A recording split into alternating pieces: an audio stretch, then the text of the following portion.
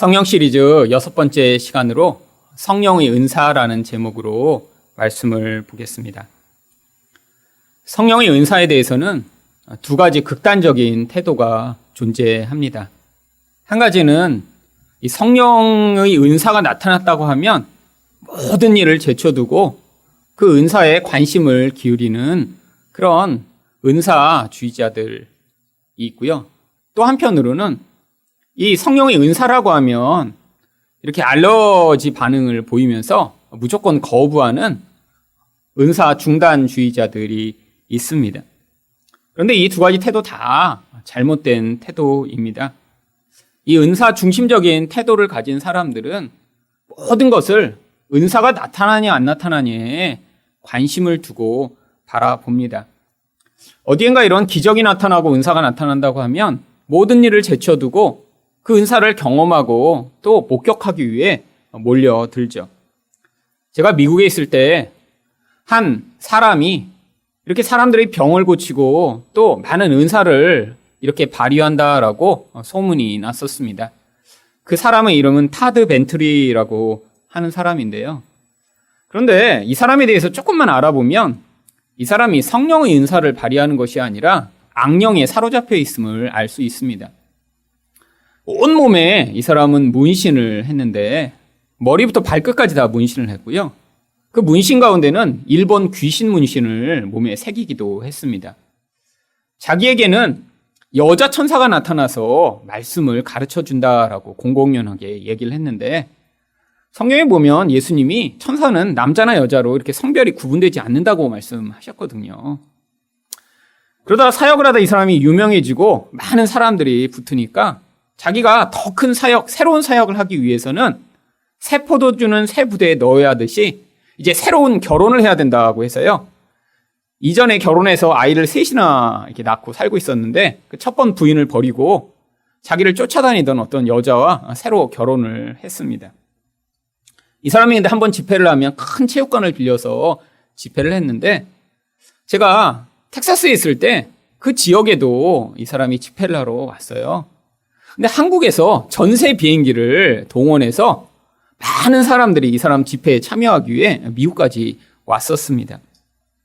사실 기적이 나타날지는 모르지만 악령에 사로잡힌 사람이라는 게 너무나 빤했는데 근데 사람들이 이렇게 병이 낫는다고 하니까 한국서부터 비행기를 대절해서 찾아온 것이죠. 그런데 또 이것과 반대로 은사라고 하면 완전히 거부하고 반대하는 그런 사람들이 있습니다. 아예 신학교에서 은사는 이 시대에는 없다라고 가르치는 경우도 있고요. 초대 교회에는 특별한 목적을 위해 그때만 주어졌다라고 이야기를 하는 경우도 많이 있습니다. 이것도 잘못이죠. 제가 어려서부터 다닌 교회가 바로 이런 은사 중단주의적 그런 신학 입장을 가지고 있는 교회였습니다. 교회에서 이렇게 방언을 하거나 그러면 따로 목사님이 부르셔서 이렇게 나쁜 그런 거짓말 하는 거 하지 말라고 이렇게 주의를 주셨고요. 누군가 이렇게 어디 기도원에 기도하러 간다라는 소문이 들리면 이제 교회에서 징계를 하고 그런 일들이 있었습니다. 그런데 제가 대학교 4학년 때 제가 은혜를 받았어요. 소명을 받고 은혜를 받으면서 저도 이렇게 은사가 나타나기 시작했습니다. 은사만 나타난 게 아니라 제 안에 제 친구들과 또 저희 청년부에 있는 선후배들을 향한 이 사랑과 긍휼의 마음이 막 이렇게 타오르기 시작했어요. 그들과 함께 기도하고 싶고 또 기도해주고 싶은 마음이 너무나 많아서 이렇게 교회에서도 모이면 야 우리 끝나고 같이 기도하자. 그래서 모아서 같이 기도도 하고 또 수련회를 가서 그냥 예배 끝나고 잠깐 기도하고 말았는데 야 이렇게 기도해서 되겠냐? 우리 밤을 새워 정말 여기까지 왔는데 기도하자 그래서 같이 정말 한 10여 명을 모아 밤새도록 같이 기도하며 그러면서 은혜를 많이 받았어요. 근데 이렇게 은혜를 받으니까 이제 사람들이 이야기를 할 거 아니에요. 집에 가서 이야기를 하면서 부모님한테 다 이야기를 한 것입니다. 일순간 은혜 받더니 이렇게 막 기도하면서 막 기도도 해주고 막 마음도 뜨거워지고 막 눈물도 나고 굉장히 좋아. 이 소문이 퍼지면서 이제 교회에서 담임 목사님이 아마 말씀을 하셨나 봅니다. 제가 교회만 가면 교육자들이 한 명씩 돌아가면서 저를 따라다니는 거예요. 그래서 제가 누군가를 만나고 있으면 와서 이렇게 옆에서 이렇게 이야기를 엿듣습니다. 그리고 제가 그러다가 같이 좀 기도 좀 하자 그러면 저한테 교회에서 기도하면 안 된다고. 그래서 교회에서 기도를 못하게 하는 거예요. 그래서 제가 그때 내가 이 교회가 속한 그런 신학교를 가면 큰일 나겠구나라는 생각을 하고 합동 측으로 옮겨서 그래서 이 총신대 신학대학원을 간 것입니다. 하나님의 섭리가 그 안에 있긴 했지만 이런 은사에 대해서 이렇게 알러지를 가지는 이런 반응 또한 잘못된 것이죠. 사도행전에 나오는 이런 모든 교회에 대한 이야기들은 지금 이 교회 시대를 향한 하나님의 뜻을 보여주고 있는 것입니다. 성령이 어떻게 역사하시는지를 보여주면서 지금도 그런 성령의 역사를 따라 교회가 교회다워지고 온전히 세워질 수 있도록 하나님이 성령으로 말미암는 은사를 허락하고 계신 것이죠. 그렇다면 은사는 왜 주어진 것일까요? 첫 번째로 하나됨을 위해 주어집니다. 4절 말씀입니다. 은사는 여러 가지나 성령은 같고. 왜 바울이 은사가 여러 가지인데 성령은 한 분 하나님이시라고 이렇게 이야기를 하는 것인가요?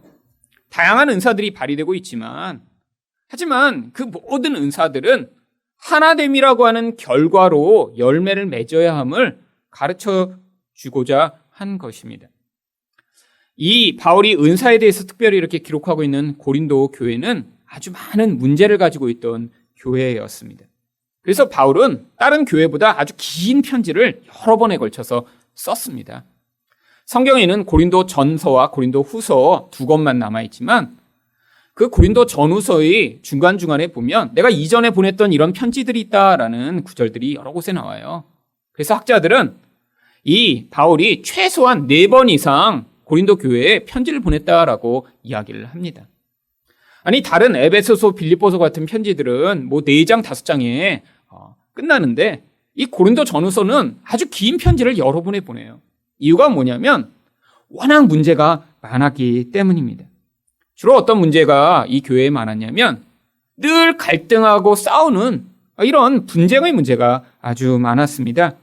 그래서 고린도전서 1장 10절을 보시면 형제들아 내가 우리 주 예수 그리스도의 이름으로 너희를 권하노니 모두가 같은 말을 하고 너희 가운데 분쟁이 없이 같은 마음과 같은 뜻으로 온전히 합하라.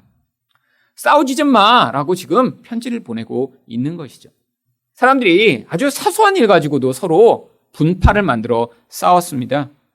교회 내에 바울파, 아볼로파, 게바파, 그리스도파가 나뉘어서 서로 싸우고 있었고요. 심지어는 누구에게 세례를 받았냐를 가지고도 서로 파를 만들어 서로 싸우고 있던 그런 상황이었던 것입니다. 그런데 여기에 더 심한 갈등을 벌어지게 만든 일이 바로 사람들이 은사를 받기 시작한 거예요. 은사를 받았더니 그 은사를 받은 사람들 중심으로 사람들이 모이기 시작했습니다.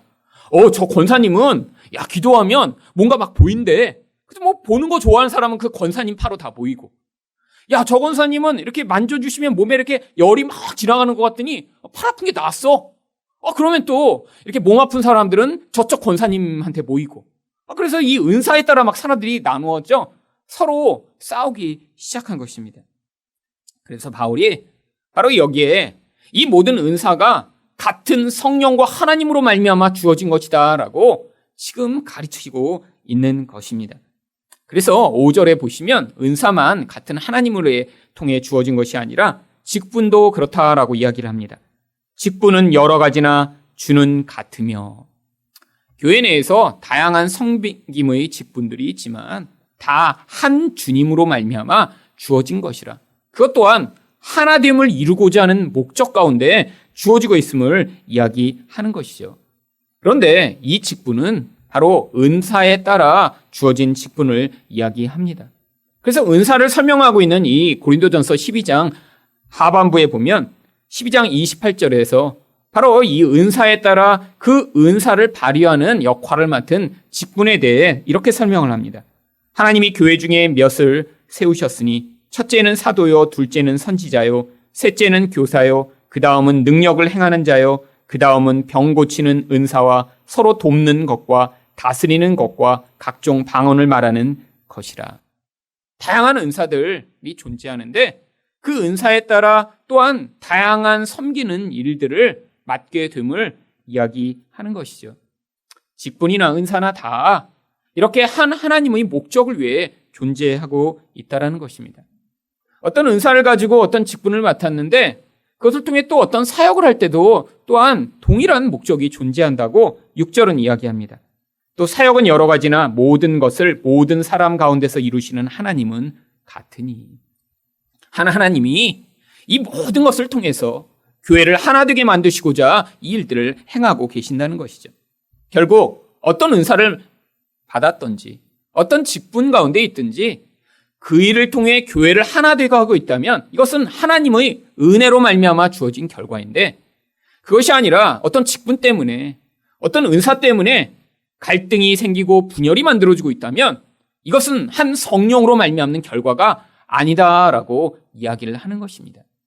여러분 가운데도 이런 직분이나 은사나 어떤 일을 할 때 그것이 이런 하나됨의 목적을 이루고 있는가를 그래서 늘 살피셔야 하는 것이죠. 두 번째로 은사는 왜 주어진 것일까요? 교회의 유익을 위해 주어집니다. 7절 말씀입니다. 각 사람에게 성령을 나타내심은 유익하게 하려 하심이라. 바울은 은사를 여기서는 성령의 나타남이라는 단어로 사용합니다. 제가 이전에도 말씀드렸지만 여러분 가운데 지금 계신 성령이 여러분에게 어떤 감각이나 또 몸을 움직이게 하거나 어떤 느낌으로 여러분에게 지금 알 수 있게 되는 것이 아닙니다. 성령은 영적 존재세요. 성령이 그와 함께 있다고 뭐 어떤 감정이 일어나거나 혹은 몸이 움직여서 성령이 강력한 게 아니라 성령의 충만함은 그 안에서 그 사람을 다스리시는 하나님의 능력으로 나타나게 되는 것입니다. 그런데 문제는 우리 내면에서 이런 충만함이 이런 다스림의 영향력으로 나타나니까 우리는 그 하나님이 우리와 함께 계심을 잘 알지 못하는 것이죠. 그런데 이렇게 우리와 함께 계신, 영적으로 함께 계신 성령이 그 존재를 드러내실 때가 있는데 그것이 바로 은사를 통해서 나타나게 된다라고 하는 것입니다. 이렇게 우리 구원을 이루어 나가시는 그런 은밀하신 성령이 이런 어떤 드러남을 통해 어떤 일들을 행하실 때 그런데 반드시 목적이 존재합니다. 그 목적이 바로 유익하게 하기 위함입니다. 그런데 도대체 무엇을 유익하게 하려고 성령이 일하시는 것일까요? 어떤 사람들은 이 성령의 강력한 능력을 통해 자기 유익을 구하는 사람들이 많이 있습니다. 근데 이것은 결국 하나님이 원하시는 이런 교회를 유익하게 하는 목적과 전혀 관계없는 것이죠. 하나님이 어떤 능력을 주실 수 있는데요. 그 능력을 자기 용심과 자기 원함을 따라 사용하다가 결국 시험에 들게 만들고 교회를 깨트리는 일들이 얼마나 많은지 모릅니다. 여러분, 바울은 우리에게 주어진 이런 은사를 우리 몸에 있는 각 기관의 역할로 비유를 합니다. 고린도전서 12장 14절부터 17절까지 말씀을 보시면 몸은 한 지체뿐만 아니요 여럿이니 만일 발이 이르되 나는 손이 아니니 몸에 붙지 아니하였다 할지라도 이로써 몸에 붙지 아니한 것이 아니요 또 귀가 이르되 나는 눈이 아니니 몸에 붙지 아니었다 할지라도 이로써 몸에 붙지 아니한 것이 아니니 만일 온 몸이 눈이면 듣는 곳은 어디며 온 몸이 듣는 곳이면 냄새에 맡는 곳은 어디냐. 몸의 각 기관들이 다 서로 역할을 하니까 그 몸이 건강하게 존재할 수 있다라고 하는 것입니다. 몸에 중요해 보이는 것, 그래서 그 눈이 예를 들면 100개가 되고 손과 발이 없으면 기형이죠. 예를 들면 몸에 다른 기관들은 다 멀쩡한데 심장이 움직이지 않는다면 그 몸은 죽은 것과 다름이 없는 것이죠. 이 바울이 이야기한 이런 비유가 탈무드에 사자 젖을 얻어온 청년이라는 그런 우화로 아주 잘 등장합니다. 임금님이 병에 들어서 죽게 됐어요. 근데 아주 용한 의원을 찾아갔더니 그 의원이 이 병은 사자 젖을 먹어야 산다라고 이야기를 한 것입니다. 그래서 사자 젖을 구해오는 사람한테는 큰 상을 내리겠다고 이제 온 동네방네 광고를 한 거예요. 어떤 청년이 그 상을 받고 싶어서 임금님을 찾아갔습니다. 제가 구해오겠다고. 그래서 막상 사자한테 갔는데 이게 사자젖을 어떻게 그냥 짤 수가 있겠어요. 그래서 고민이 돼서 한참을 그 앞에서 기다리고 있는데 갑자기 그 사자 굴에서 사자 새끼가 한 마리 나오더니 자기 앞에 있던 낭떠러지에서 굴러서 떨어져 버린 거예요. 그래서 막 달려가 보니까 다리가 부러졌습니다. 그래서 그 다리를 잘 정성스럽게 치료를 해줬어요. 그랬더니 이제 사자랑 조금 친해지게 된 거예요. 그래서 매일매일 조금씩 사자한테 다가가서 이제 나중에는 사자 젖을 이렇게 만져도 괜찮을 정도가 돼서 거기서 몰래 젖을 짰습니다. 그래갖고 그 젖을 가지고 이제 임금님한테 막 달려오고 있었어요. 그런데 그러다가 이제 너무 힘들어서 잠깐 나무 밑에서 낮잠을 잤습니다. 낮잠을 잤는데 갑자기 몸에 있는 각 장기들이 서로의 공로를 막 이야기하기 시작한 거예요. 심장이 얘기했습니다. 내가 그 사자를 두려워하지 않았으니까 이 젖을 짰지. 내가 1등 공신이야. 그랬더니 발이 내가 가지 않았으면 못 짰잖아. 나 때문에 젖을 짠 거야. 그랬더니 손이 감은 뭐해.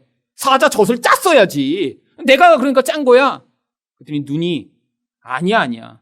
야, 장님이었으면 갈 수 있었겠어? 내가 봤으니까 갔지. 근데 그러다가 갑자기 혀가 말을 하기 시작했어요. 그래도 나 때문에 이 젖 짠 거 아니야? 그랬더니 이제까지 서로 싸우던 모든 장기들이 이 혀를 다 공격하기 시작한 겁니다. 네가 한 게 뭐 있어, 네가 한 게. 너는 아무것도 안 했잖아.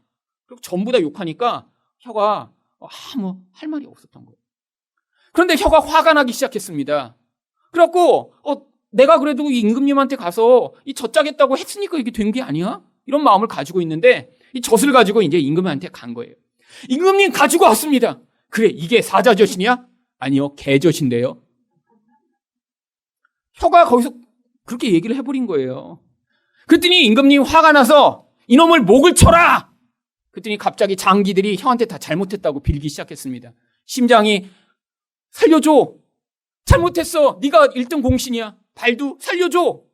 그래서 모두 사과를 했더니 그제서야 혀가 임금님, 제가 실수를 얘기했습니다. 사실 이게 사자젖입니다.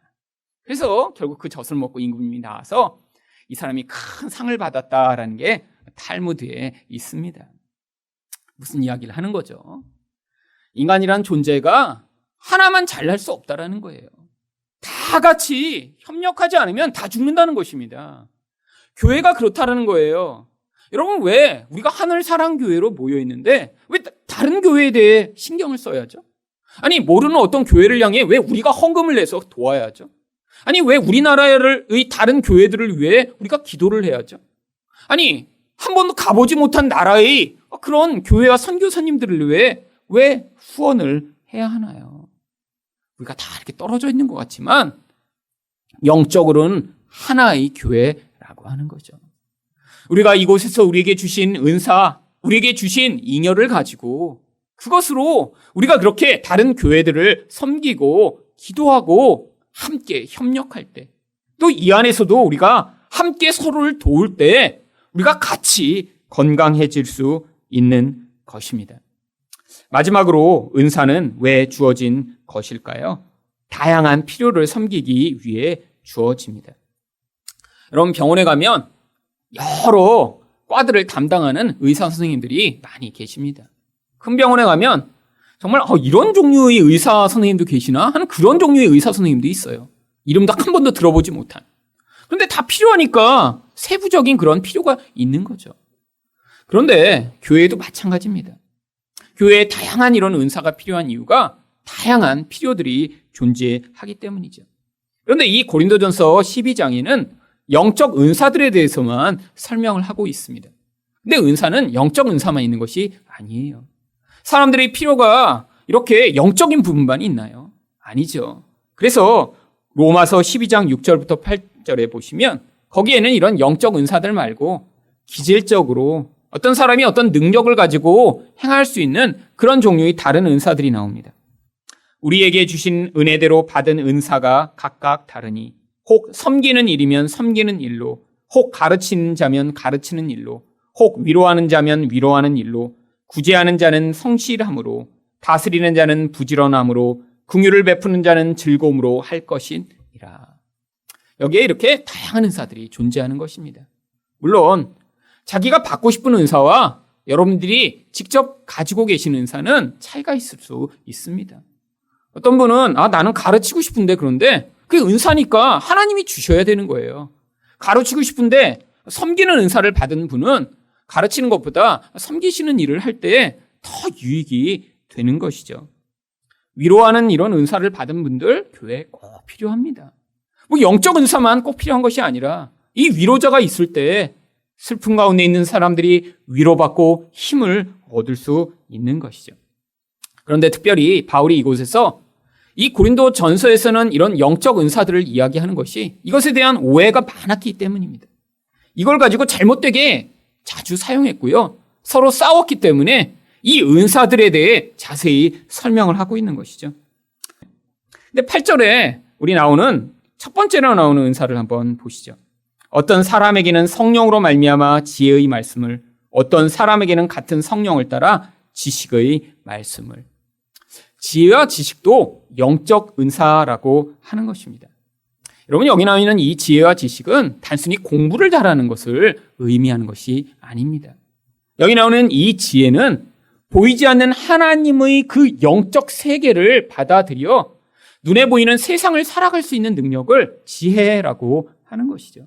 그런데 우리 일상 가운데 이렇게 지혜롭지 못할 때가 많이 있습니다. 눈에 보는 것 때문에 너무나 그게 나에게 절대적으로 영향을 미쳐서 보는 것으로만 살아가는 사람들이 많이 있죠. 그런데 그런 사람들을 향해 그런 상황 가운데 진짜 중요한 보이지 않는 하나님의 목적과 뜻이 있다라고 어떤 사람이 성령을 통해 깨달아 그것들을 가르쳐 줄 때 바로 이런 지혜의 은사가 발휘되고 있는 것입니다. 성경에 나오는 이 지식도 그렇습니다. 어떤 사람이 똑똑해서 뭐 골든벨 나가면 1등할 만한 그런 저 사람 정말 IQ 좋은가 봐. 그것을 성경은 지식이라고 이야기하지 않습니다. 여기는 이 지식이라고 하는 단어는 일관되게 바로 예수 그리스도로 말미암아 하나님 백성들이 구원받게 되는 그 복음에 대한 그 지식을 이야기하는 것입니다.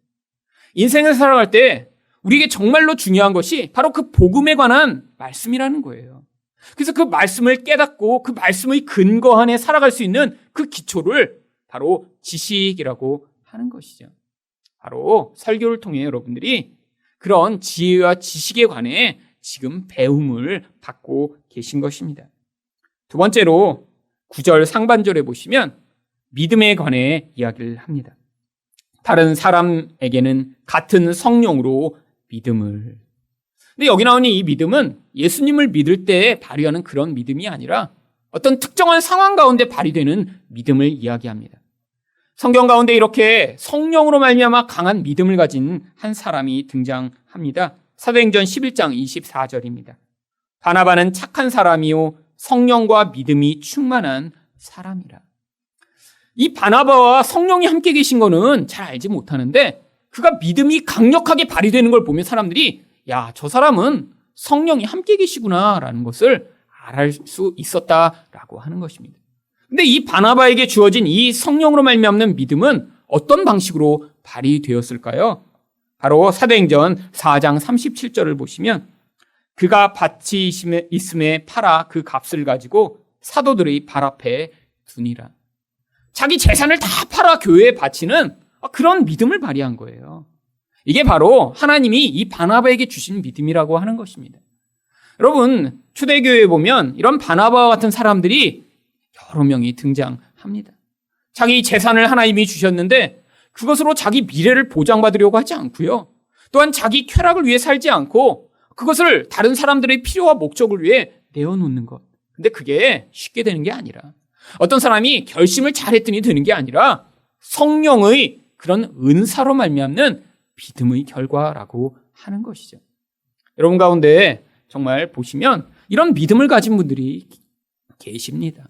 여러분 돈이 많다고 그렇게 구제하고 헌금하는 일에 돈을 많이 쓰나요? 아니죠. 돈이 많아질수록 그 돈에 대한 의존과 욕심도 많아지게 되어 있습니다.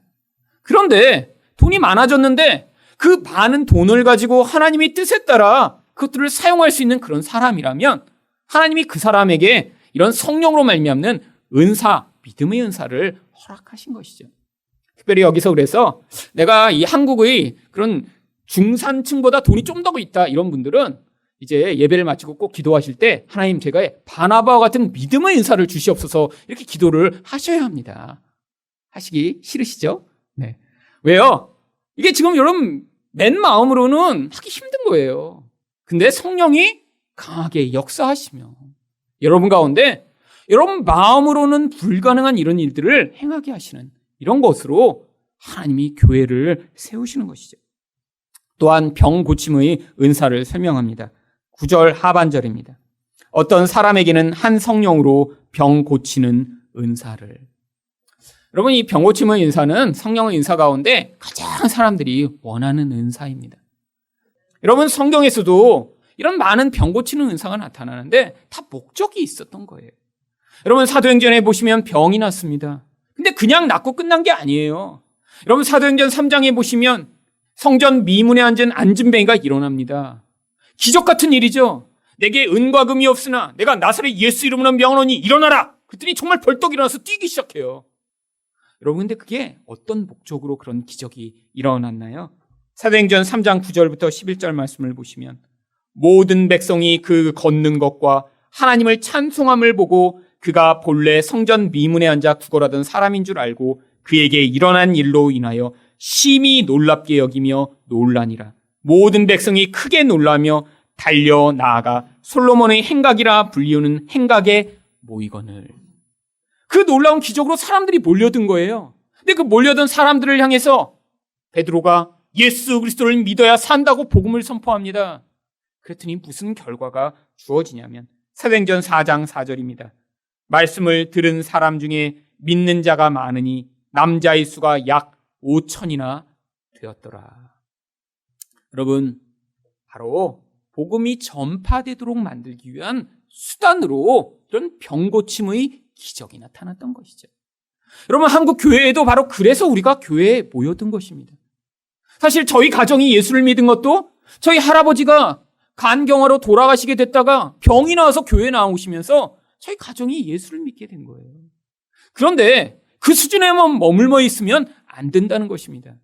교회는 나와서 그 다음에 복음을 들어야 되는데 사람은 이 복음을 듣기보다 그 기적에 너무 매력을 느끼기 때문에 하나님이 한국 교회가 이제까지 그런 복음에서 떠나간 그런 상황이 돼요. 이제는 기적이 아니라 복음으로 참 복음에 반응을 하는 사람들을 지금 불러내고 계신 것입니다. 또한 어떤 은사가 있나요? 10절 상반절을 보시면 어떤 사람에게는 능력 행함을. 병 고치는 것보다 더 강력한 능력을 발휘할 수도 있다는 거죠. 어떤 능력인지 성경에 나와 있지는 않지만 사실 이런 능력을 사모하는 사람 많습니다. 그리고 이런 능력을 가지고 있다고 자기들을 이 시대에 새로운 사도라고 부르는 신사도라고 하는 사람들도 나타났어요. 저도 제가 예전에 병 고치는 은사 말고 가장 간절히 원했던 다른 한 가지 은사가 있었습니다. 그게 바로 천국과 지옥을 갔다 오는 입시인이라고 하는 그런 은사였어요. 아니, 제가 간증을 들었는데 야, 저거 한번 경험하고 나면 정말 엄청나겠구나라는 생각이 들기 시작한 거예요. 그래서 제가 늘 기도하기 시작했습니다. 하나님, 저도 천국 좀 한번 보여주세요. 지옥은 한 번만 갔다 오면 되겠는데 천국은 여러 번 좀 갔다 오게 해주세요. 왜죠? 너무너무 호기심도 잃었고요.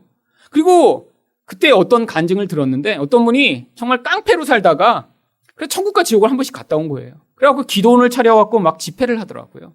그래서 저도 늘 기도했어요. 하나님, 저런 깡패 같은 인간도 천국과 지옥을 데려갔다 오시는데 저는 이렇게 신실하게 기도하며 늘 이렇게 기도원에서 살고 있는데 하나님 왜 저한테는 기회를 안 주세요?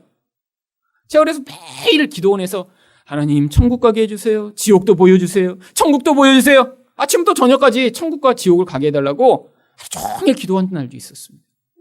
열망이 막 제 안에 너무 강력했던 거예요. 근데 그러다가 제가 이렇게 잠깐 졸았는데 그때도 막 졸면서도 제가 기도를 하고 있었어요. 하나님 천국 좀 보여주세요. 그랬더니 갑자기 꿈에 음성이 들렸습니다. 너 기도원 차릴래? 이런 음성이 들린 거예요. 그때 갑자기. 근데 제가 잠에서 벌떡 뛰면서 기도원 차리려고 내가 정말 천국과 지옥을 갔다 오고 싶었나? 그러면서 제 안에 그 기도를 더 이상 하지 않게 되었습니다. 여러분, 깡패였으니까 그렇게 하지 않으면 예수 못 믿을 테니까 하나님이 극단적인 방법을 사용하신 거죠. 여러분, 그런데 그분 지금 뭐 하고 있을까요? 여전히 아마 그런 깡패들 모아서 자, 너 이렇게 예수 안 믿으면 지옥 가 이런 위협하는 그런 기도원 하고 계시겠죠, 계속. 여러분, 복음으로 양육을 받고 사람들이 그 안에서 예수 안에 성장하도록 만드는 게 사실은 훨씬 더 중요한 일인데, 이렇게 은사가 어떠한 잘못된 목적으로 발휘될 것이라고 오해해서 그것들을 기대하고 소망하는 사람들이 많이 있습니다. 또한 성경에 어떤 은사가 있나요? 10절 하반절입니다. 어떤 사람에게는 예언함을, 다른 사람에게는 각종 방언 말함을, 어떤 사람에게는 방언들 통역함을 주시나니. 여러분, 지금도 이렇게 예언을 한다라고 하는 사람들이 많이 있습니다. 예언이 무슨 뜻이라고 말씀을 드렸나요? 예언은 하나님 나라가 임할 것을 선포하는 것을 예언이라고 하는 거예요. 여러분, 눈에 보이는 세상 가운데 살아가는 사람들에게 이 세상이 전부가 아니라 이것 이후에 하나님 나라가 존재하며, 아니 그 하나님 나라가 지금 우리 삶 가운데 임하고 있음을 말씀으로 선포해서, 아, 이게 전부가 아니구나. 내가 지금 망했지만 이 망한 것으로 내 인생이 끝이 아니구나. 내 사랑하는 것을 내가 빼앗겼지만 그것이 내 인생의 전부가 아니구나 하는 사실을 받아들이도록 만드는 것, 그게 바로 예언이라고 하는 것이죠. 구약에서는 앞으로 예수 그리스도가 오셔야 이 예언한 하나님 나라가 선포되기 때문에 구약에서는 미래에 일어날 것처럼 이야기를 했지만, 지금 여러분은 바로 이 설교를 통해, 아니 여러분들이 말씀을 나누시면서 집사님 걱정하지 마, 하나님이 이런 고난을 통해서 또 중요한 일들을 행하고 계시구나, 여러분에게 그런 이야기들을 서로 나누며 여러분들이 예언의 말씀을 주고받고 계신 것입니다. 방언 또한 마찬가지입니다. 방언이 원래 의미가 바로 혀라고 하는 뜻입니다.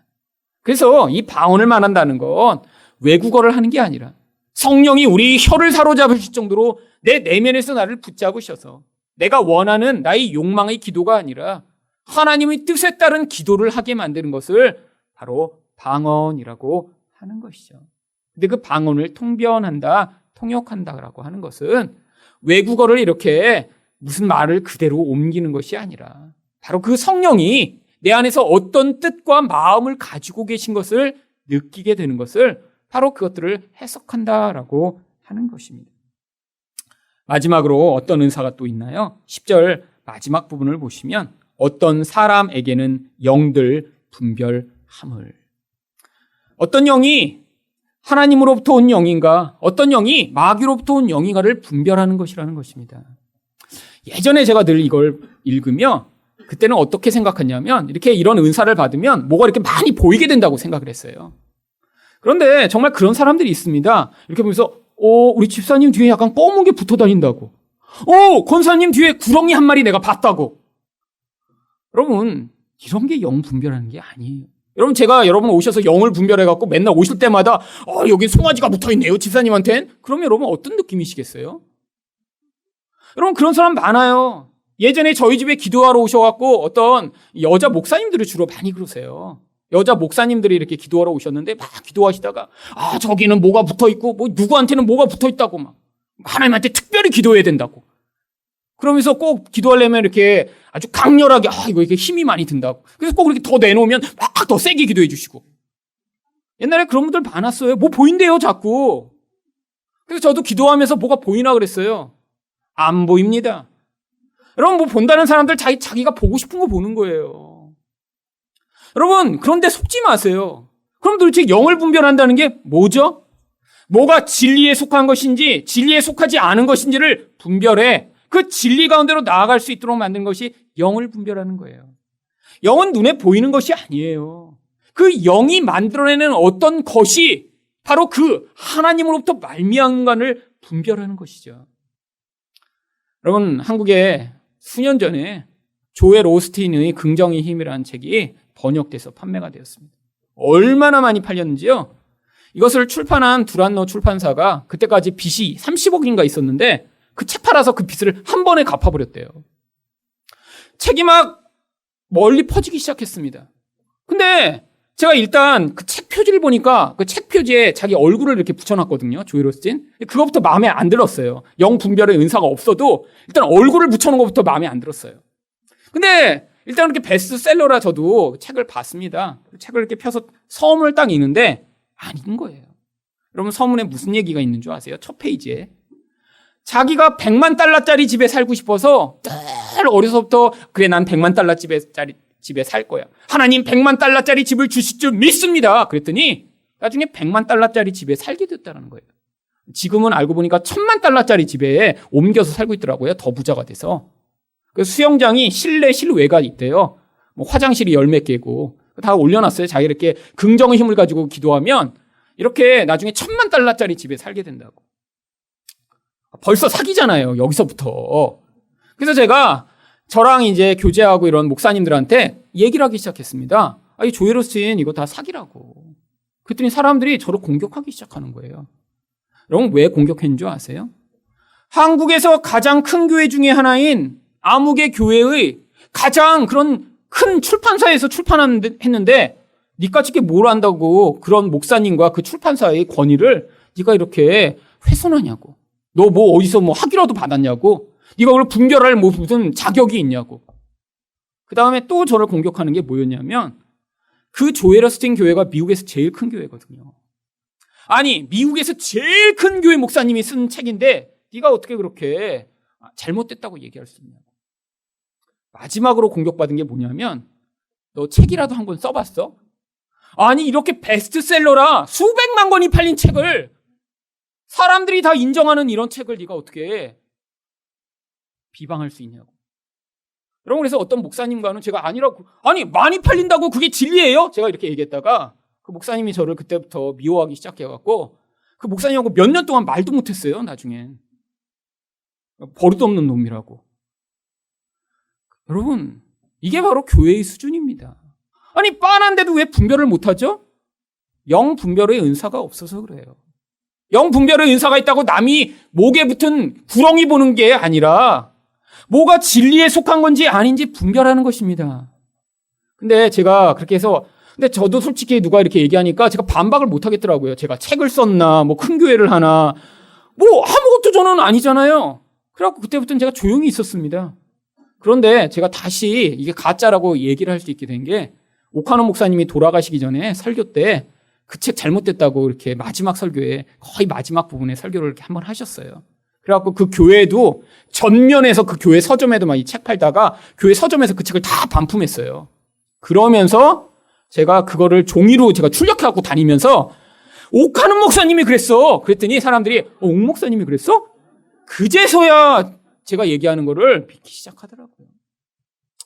여러분 이게 사람들의 수준입니다. 유명하고 많이 팔리고 교회가 크면 진짜라고 믿는 거예요. 아니거든요. 여러분 이런 성령의 은사를 통해 그런 가짜와 진짜를 구분하셔야 하는 것이죠. 여러분 이런 성령의 은사로 말미암아 그래서 교회가 건강해질 수 있습니다. 성령이 역사하셔야 하나 될 수 있고요. 성령이 역사하셔야 이렇게 함께 연합하여 하나님 뜻을 이룰 수 있고요. 이렇게 다양한 필요들이 채워지며 그 안에서 온전하여 질 수 있는 것입니다.